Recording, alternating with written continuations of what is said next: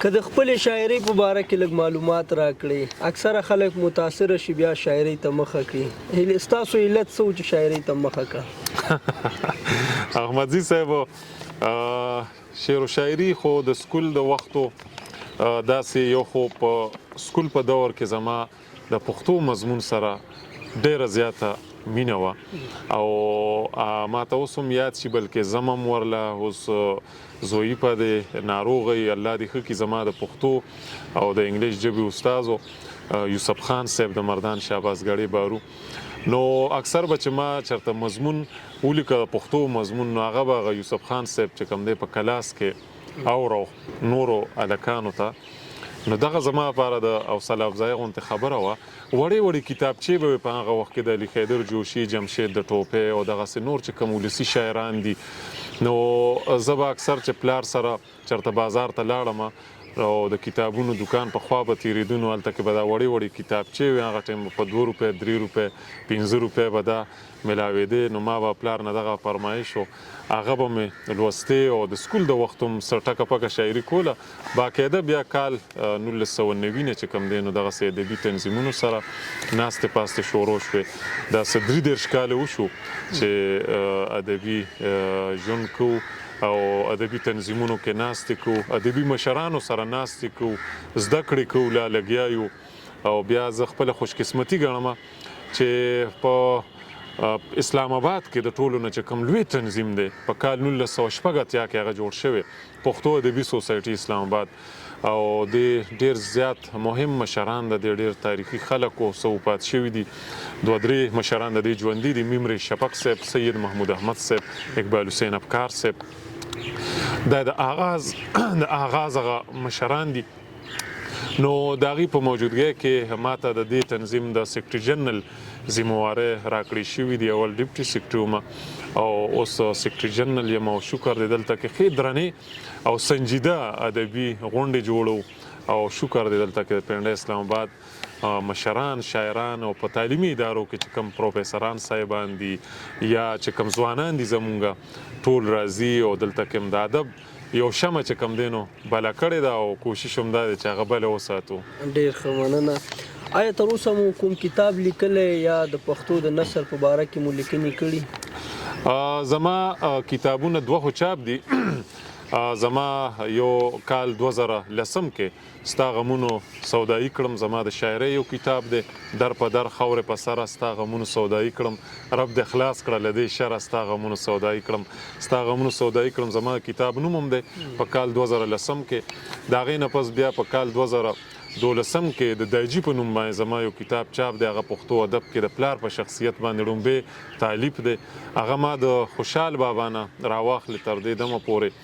د پلار په شخصیت چې کوم نظمونه دي یا نثري لیکونه دي یا بیا زما خپل په هغې کې نظمونه هم شامل دي، نثري لیکونه هم شامل دي. زموږ د پښتو ادبي سوسایټۍ اسلام آباد د ملګرو مشرانو د ټولو اقبال حسین افکار صاحب زموږ ډېر ګران ښه شاعر او زما ډېر خرور عبدالحمید زاهد صاحب که نه یا داسې نور ګڼ شاعران اتیاو پورې تقریبا په هغې کې چې کوم دی نو نثري او منظوم لیکونه دي او په هغې باندې زما ډېره زیاته حوصله افزایي شوې ده. دایجي په نوم باندې دغه کتاب دی او په هغې که نظم دی که نثر دی نو هغې کې دا ښودلي شوي دي دغه شاعرانو دا پکې ویلي شوي دي چې یو پلار د بچو د خصمانۍ د پرورش لپاره څومره سختې په ځان تېري. دغه پلار چې بیا تیر عمر ته ورشي او زویپۍ او بوډاوالي ته ورشي نو مشران بیا سخت مزاج هم شي قدرتي نو دغه بچو ته بیا څه پکار دي د هغې د رویې برداشت کولو دپاره د هغې خدمت دپاره نو دا هر څه په دغه لیکونو کې په نظم کې موجود دي او د پلار شخصیت په دغه کې ستایلی شوی دی. ډېر ښه.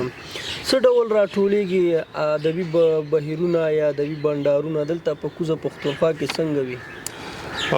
په دلته کوزه پښتونخوا خبره ادبي تنظیمونه دي ډېر زیات او شکر دی کار نور زیاتیږي. خلک ځینې خلکو مونږ چې کینو چېرته څه د مایوسۍ خبرې کوي که نه چې یاره پښتو داسې شوه پښتو هغسې ادبي تنظیمونه ښه ډېر شو، کار هم ښه ډېر کیږي، کتابونه هم ښه ډېر چاپ کیږي. په دې لږ وخت کې به دا ممکن نه وي چې زه د پوره کوزې پښتونخوا د مختلفو ضلعو ذکر وکړم. په هر ضلع کې په هر تحصیل کې ښه لوی دغه دي تنظیمونه دي او ښه لوی دستوري کېږي. د هغې نه پس د مارګلۍ په لمن کې څنګه چې ما پښتو ادبي سوسایټي اسلام آباد ذکر وکړو نو هغه په کال 1980 کې دلته کې چې اسلام آباد یو قسم جوړو نوې او په کال په شپېتمه او په اویایمه اشاره کې بیا دلته کې څه پښتانه مشران راجمع شو، پښتون ورولي تنظیم یې جوړ کړ. په هغې کې بیا زمونږ مشران ممر شفق صاحب، غني خټک صاحب، اقبال حسین افکار صاحب یا نور ادبي شخصیات دغسې وو. نو هغې بیا دغه تنظیم چې کوم دی په کال 1980 کې دغه جوړ کړ او دلته کې خو مارګلۍ په لمن کې ډیر زیات خدمت کیږي، ډیرې لوی دستوري کیږي، بین الاقوامي دستوري مونږ کړي دي. مونږ دغه تنظیم د لارې چې کوم دی نو د افغانستان دورې کړي دي. دلته کې زمونږ علمزیب لالا الله دې وبخي پاک افغان پیپلز فورم یو تنظیم او هغې چې کوم دی نو زمونږ د ادبي تنظیم اقبال حسین افکار صاحب زه په هغې کې بیا د عهدهدار هم پکې پاتې شوي، مشر سکاتر او بیا زه ورسره کشر سکاتر وم. اکبر سیال صاحب د دې اسلام آباد چپټر چیرمین او علمزیب لالا زمونږ د پوره پاکستان چپټر چیرمین او دغسې د افغانستان چپټر چیرمین چې کوم دی نو ډاکټر خوشحال روحي صاحب چې په جرمني کې نن سبا ژوند کوي. نو مونږ کابل ته جشن پغمان ته ډېر زیات تللي یو. هلته کې هغه کې دغه د دواړو هیوادونو ترمنځ پښتنو شاعرانو ادیبانو تګ راتګ به ډېر خوند مزه به دغه دستوریم جاري پاتې کېدل پکار دي. او دلته مارګلۍ په لمن کې څنګه چې ما ذکر وکړو نور زمونږ عبدالحمید زاهد صاحب شو، خان کریم افریدی صاحب شو، شوکت سواتی صاحب شو، وقار علي شاه دریاب شو، محترمه سارا خان بیبي شوه. دغسې موږ سره ګڼ شاعران ادیبان ملګري دي، رفعت خټک آرټسټ او شاعر او احساس خټک صاحب شو، طیب صاحب شو، ګڼ ملګري دلته کې. او دغه شمع چې کوم دی نو مونږ کوشش کوو چې بل یې وساتو. ډېر ښه. د افغانستان خبره مو وکړه، د افغانستان شاعران اوس هم په پاکستان کې شتون لري، تاسو سره په غونډو کې برخه اخلي؟ دلته کې په اسلام آباد کې دننه څنګه چې زمونږ دلته کې افغانان صحافیان ملګري دلته کې شته دي، زمونږ رابطې مې خپلو کې. نو هغې ته خو زه بار دا خواست کوم چې زمونږ کومه د ادبي سوسایټي اسلام آباد میاشتنۍ غونډې نو د هغې بلنې ورکوو. رام شي کله خو دلته کې چونکې هغې ته لږ مشکلات منډې تړې زیاتې دي نو کوي ناستې دلته هم کېږي، په پېښور کې هم شته دی. د پښتو ژبې شاعرانو یا لیکوالانو وضعیت یا حالت په پاکستان کې څه ډول دی نن سبا؟ دلته کې په کومې حوالې سره؟ د معاشي لحاظ سره، د دوی د فعالیتونو د لحاظ سره دوی په څه ډول حالت کې قرار لري؟ دلته کې خو داسې دی چې څه خو دلته کې داسې ادارې دي لکه اکیډمي اف لیټر شوه، د دې بیا په څلورو واړو ټولو صوبو کې بیا د ریجنل افیس دي، د هغې په خیبر پښتونخوا کې هم دغسې بیا پېښور کې یو دفتر دی. نو چې کوم که ستاسو اشاره هغه معاشي مالي لحاظ سره چې کوم کمزوري ناداره شاعران ادیبانی نو د هغې باقاعده بیا دغسې د صوبې په لیول یو کمیټي او هغه کمیټۍ کې هم د صوبې مشران چې کوم دی نو هغې موجوده د هغې چې کوم مشران دي نو هغې پروفیسر ډاکټر گلزار جلال صاحب دی او محترمه کلثوم زیب دغه چې کوم دی نو د هغې د اکیډمي اف لیټر هغه بی او جي ممبران دي. نو هغې په وسیله باندې بیا دغه نمونه راځي مرکز ته او هغې سره د میاشتې په بنیاد باندې مالی مرستې هم کولی شي. دې نه علاوه تیر د خیبر پښتونخوا کې چې کوم د عوامي نیشنل پارټۍ حکومت و هغې په لومبي ځل باندې دا کوشش کړو چې د ناداره شاعرانو کتابونه چاپ کړي، هغې سره مالی مرستې وکړي. د هغې نه پس بیا چې کوم بل حکومت راغی د پاکستان تحریک انصاف نو هغې هم هغه لړۍ جاري ساتلې وه او هغې به بیا د میاشتې په بنیاد باندې دغسې هغې سره مرستې کولې. خو هغه چې کوم کلچر ډپارټمنټ د هغې په ذریعه باندې خو موجوده زما په خیال چې هغه ودرېدلي دي، هغه مرستې هغه نه کېږي. یو شاعر ادیب ډېره ګرانه ده په نن دور کې چې په معاشي لحاظ سره هر انسان څه نه څه ستونزو سره مخ دی نو د شاعر ادیب دپاره پکار دي او مسلې شته دی ځکه چې یو خو کتاب به چاپ کړي، کتاب به ولیکي او د کتاب چاپ کول بیا ډېرې پیسې غواړي. نو مسلې شته ډېر زیات شاعران داسې شته دي چې هغې کتابونه خو لیکلي دي لیکونه کړي دي خو د چاپ کولو پیسې ټکې ورسره نه هغې کې ځینې بیا داسې وي چې د هغې مینهوالي نو په ذاتي توګه باندې په شخصي توګه باندې ورله نور ملګري کتابونه چاپ کړي او دغسې هغه لیکونه چې کوم دي نو کتابي شکل کې مخکې راوړي. ډېر ښه. آیا خپل شعرونه د سوشل میډیا له لارې هم خپروئ او د خلکو غبرګون څه وي؟ نو کم وخت کې چې زه په ادبي تنظیمونو مشاعرو کې لکه د دې سوشل میډیا د دور نه مخکې لږ زیات دغه چټکو پکې لکه کوواټ ته تګ او ملکنډ ته تګ یا نور مختلفو ضلعو ته مشاعرو له تګ کنه او خو د تیر تقریبا د 15 کالو دغه لږ زیات دلته کې بیا ژوند مصروفه شوی دی نو ډېر تګ راتګ هم نه کېږي دلته کې دغه ادبي بنډارونو کې مشاعرې دا کو ځینې ملګري چې بیا په سوشل میډیا باندې ورکي نو ډېر زیات ښه دغه پې راشي رسپانس پې راشي خلک یې خوښوي او د شعرونو مثال د بچو یو د چا د بچو ستاینه چې کېږي نو انسان بیا خوشحالېږي د بچو په ستاینه باندې. ډېر ښه. یوسفزی صاحب څه ډول شعر باید وویل شي تر څو د خلکو په زړونو کې ځای پیدا کړي او د خلکو پام ورته حاصل شي؟ احمدي صاحب یو خو داسې ده مونږ تاسو ګورو د سوشل میډیا په راتګ باندې یو علمیه یو مسله دا هم ده چې په سوشل میډیا باندې چې کوم غیر معیاري څیزونه وي نو هغه ډېر په تیزۍ سره خواره شي ډېر په تیزۍ سره نو په داسې کې بیا په سوشل میډیا یو ډېر داسې مهم فورم دی چې دا نن سبا د هر یو ماشوم د هر یو ځوان په لاس کې چې کوم دی نو بس یو ټي وي دی یو سوشل میډیا ده بس موبایل راوباسي پکې هر قسم څیز چې کوم دی نو کتلی هم شي هغه ورکول هم شي نو په داسې حال کې خو په ذاتي توګه هم یو کوشش پکار دی چې څومره معیاري څیزونه د شاعر په حیث باندې چې هغه مونږ ولیکو او بیا هغه چې څومره زیات د ځوانانو نم کېدی شي چې د معیاري څیزونه هغه په سوشل میډیا باندې زیات ورکړي او د هغه څیزونو مخه ونیسي کوم چې په سوشل میډیا باندې په ولسي پاڼو باندې په تیزۍ سره خورېږي هغه قوم ته نقصان ورکوي هغه ژبې ته نقصان ورکوي نو دا د یو شاعر په حیث باندې او بیا د یو ځوان په حیث باندې ځوانانو د فرض جوړېږي زه اکثر ځوانانو ته هم دا وایم چې په هر کلي کې به داسې پوهان وي دانشوران وي پروفیسران صاحبان وي مشران شاعرانی د ځوانانو فرض دا جوړیږي چې هغه ورشي او بس هغه ته موبایل ونیسي او د هغه نه د کار خبرې ریکارډ کړي د کار شعرونه ترې ریکارډ کړي او هغه خلکو ته وسپاري دا زمونږ ستاسو ذمهواري جوړیږي ځکه چې زمونږ قوم زمونږ خوره دا شرور راسي د ازمیښتونو سره مخ ده پکار دي چې مونږ شعر لیکو چې معیاري ولیکو د کام د ښېګړې دپاره چې هغه پکار راشي د کام لارښودنه وکړي او په دې تیاره ماحول کې هغه رڼا راولي. ډېر ښه. یوسفزی صاحب په آخر کې زمونږ لیدونکو ته څه ویل غواړي او که یو خوږ شعر ورته ډالۍ کړي؟ ستاسو لیدونکو ته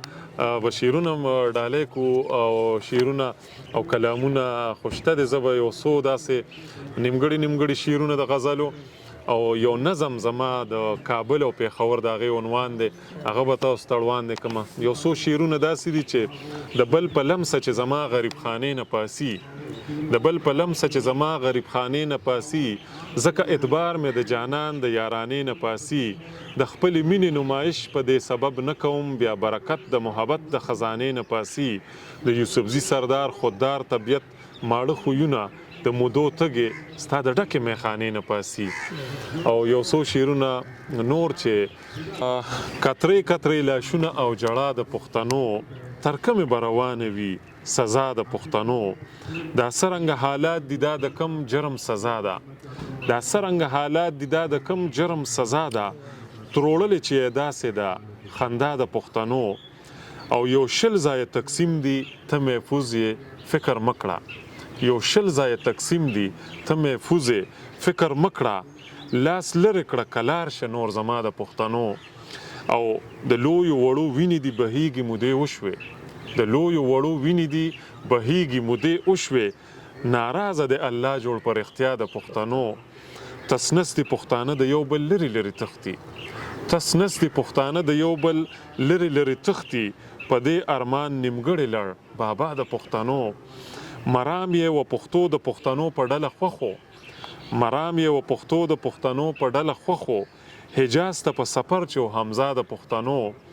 د بخ ډیوه یې بله کړې سردار لاس په دعا دی نصیب کړې امن مینه او رڼا د پښتنو او کابل او پیښور دا نظم ویل غواړم که ټیم وي چې کابل او پیښور د یو بل مټي دي طاقت دی کابل او پیښور د یو بل مټي دي طاقت دی که یو د ښکلا غر دی نو دا بل د محبت دی دا نښې مې د ننګ دی که پامیر او یا خیبر دی دا نښې مې د ننګ دی که پامیر او یا خیبر دی علم دی که شمشاد دی د لوړتیا مې علامت دی او ته وګوره قومونه ټول د یو بل نظاریږي ته وګوره قومونه ټول د یو بل نظاریږي د مینې غېږه راکړه نو ژوند ټول راحت راحت دی او چې خپلو کې یو موټی شو د غیرو نه په څنګ شو چې خپلو کې یو موټی شو د غیرو نه په څنګ شو په کور د ننه جنگ په بهر ننګ د مینې پت دی چې خپلو کې یو موټی شو د غیرو نه په څنګ شو